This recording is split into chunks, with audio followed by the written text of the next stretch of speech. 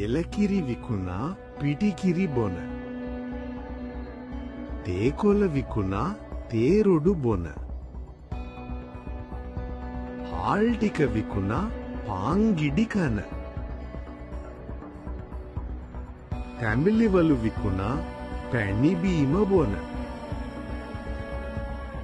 මාළු ටික විකුණා සැමන්ටින් කන. ඇපල් ගෙඩි විකුණා ඇපල් ගෙඩි කන. පුදුම හිතෙන රටක් මේක.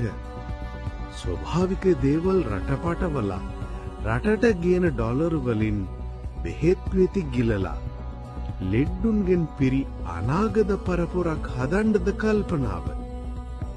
නිරෝගීමත් පරපුරක් ශක්තිමත් රටක් ගොඩනගන්න මීට වඩා බුද්ධිමත්ව සිතමු.